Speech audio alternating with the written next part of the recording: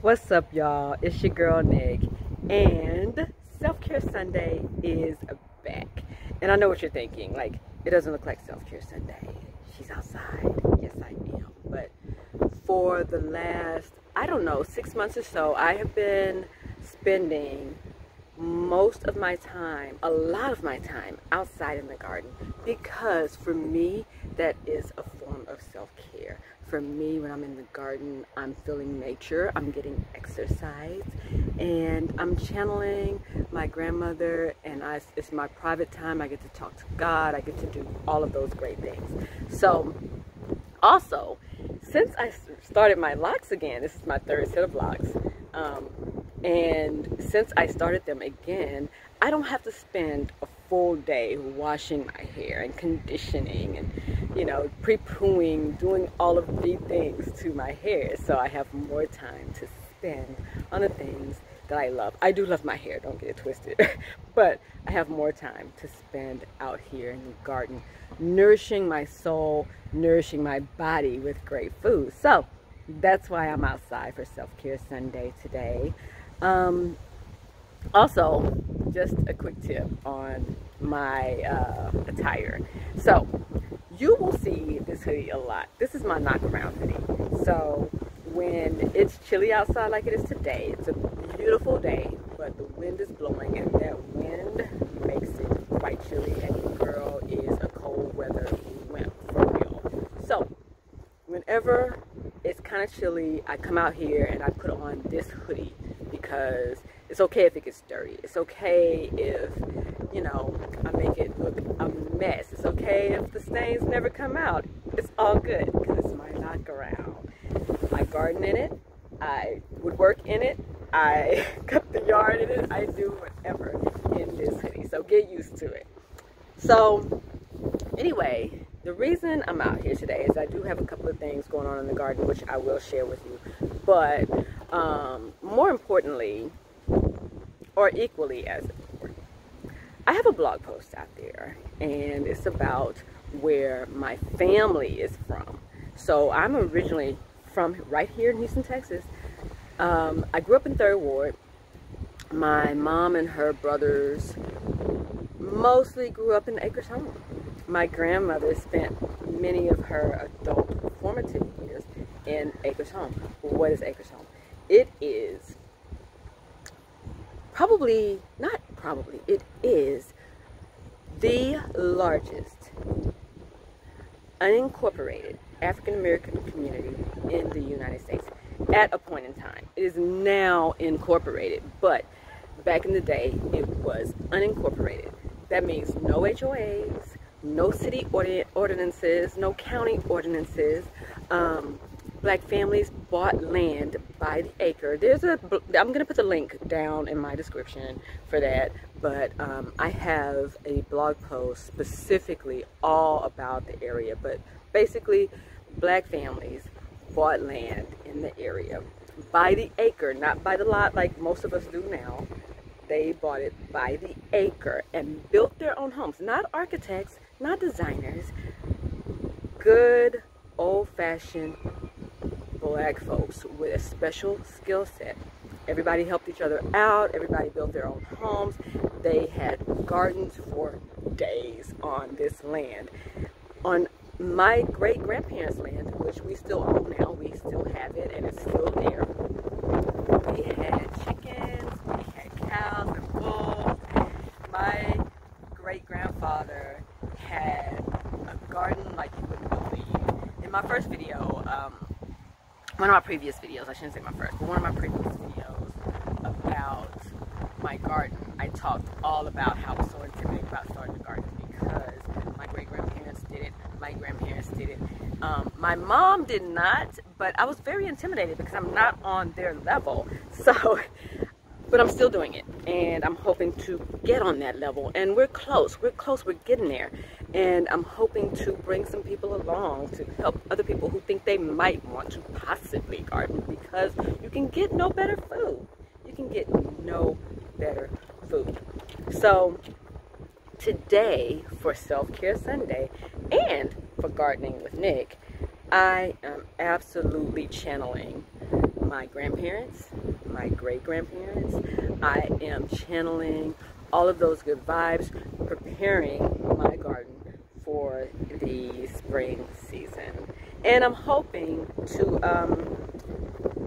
pass some things on to our littlest. My oldest son does not, you know, he's out of the house. He's grown. And so he's out of the house. So, you know, I can't share these things with him right now. But I'm hoping to share them with our littlest, who is 11. I actually have some strawberries that we are going to plant specifically for him. He's going to have to take care of it and do all the things. And then I have a grandson. We have a new grandson. So I'm hoping also to share these things with him. I cannot wait until he can get out here and dig in the dirt. He will be a year. And oh my gosh, in like about a week and a half, he'll be a year. And I'm hoping that he can get out here and play with us in the dirt. And, you know, even if he pulls up things that aren't ready to be pulled up, I'm happy with it as long as he likes being out here. They're in Virginia, so their season is totally different, and it's a good thing that, you know, it is totally different. My son won't be doing that up there. We will enjoy those things down here in Houston. So, without further ado, let's get into Gardening with Nick on Self-Care Sunday. Excuse the wind, you guys. Like I said, it's very, very windy out here. But let me just tell you what I have going on. So I have already planned out my garden for the spring, and I'm rotating my crops. I mentioned this in a previous video where I had cucumbers over here 2 years ago, and then tomatoes over there last year, and okra along the fence here. So that means that I can't put cucumbers or tomatoes or okra over there this year. Instead, I'm going to do Three Sisters plus one.